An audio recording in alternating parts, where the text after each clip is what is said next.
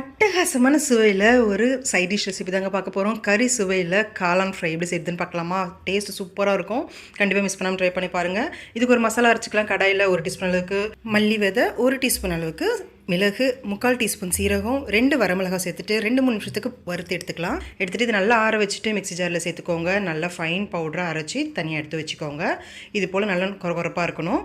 இப்போ கடாயில் 2 டீஸ்பூன் அளவுக்கு எண்ணெய் சேர்த்துக்கோங்க. எண்ணெய் காஞ்சதும் 1/2 டீஸ்பூன் அளவுக்கு சோம்பு சேர்த்துட்டு ஒரு பெரிய சைஸ் வெங்காயத்தை நல்லா பொடியாக நறுக்கி சேர்த்துக்கோங்க. ஒரு பச்சை மிளகாவை நீளமாக நறுக்கி சேர்த்து வெங்காயம் நல்லா கண்ணாடி பதத்துக்கு வர அளவுக்கு நம்ம வதக்கி எடுத்துக்கலாம். 1/2 டீஸ்பூன் அளவுக்கு உப்பு சேர்த்துட்டு கலந்து விட்டுக்கோங்க. அடுத்ததாக 1 டீஸ்பூன் அளவுக்கு இஞ்சி பூண்டு விழுது சேர்த்துட்டு பச்சை வாசனை போகிற வரைக்கும் நல்லா வதக்கி விட்டுக்கோங்க.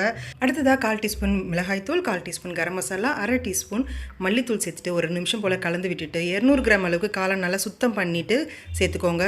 ஒரு குடமிளகாயை பெருசாக கட் பண்ணி சேர்த்துட்டு கருவேப்பிலை சேர்த்து மசாலாலாம் ஒட்டி வர வரைக்கும் நல்லா கலந்து விட்டு 1 கப் அளவுக்கு தண்ணி சேர்த்து நல்லா கலந்து விட்டுக்கோங்க. 1/4 டீஸ்பூன் மஞ்சள் சேர்த்துக்கோங்க. நான் மறந்துட்டேன். இப்போ கலந்துட்டு மூடி வச்சுடுங்க. மிதமான தீயில ஒரு 4 நிமிஷம் வெந்து வந்தால் போதும். சீக்கிரமாக சட்டுன்னு வெந்து வந்துடுங்க காளான். இப்போ கலந்து விட்டுட்டு அரைச்சி வச்சிருக்க மசாலாவை சேர்த்துட்டு 1 நிமிஷம் போல் நல்லா கலந்து விட்டிங்கன்னா அட்டகாசமான சுவையில் ஒரு சைட் டிஷ் ரெடிங்க. நீங்கள் காளான் இல்லைன்னா காலிஃப்ளவர், உருளைக்கிழங்கு, பேபிகார்ன் எது வேணாலும் நீங்கள் சேர்த்து ட்ரை பண்ணி பாருங்கள். டேஸ்ட் அல்டிமேட்டாக இருக்கும். சிம்பிளாக சாம்பார் சாதம், ரசம் சாதத்துக்கு சூப்பராக இருக்கும். பிடிச்சிருந்தா லைக் பண்ணுங்கள். தேங்க்யூ.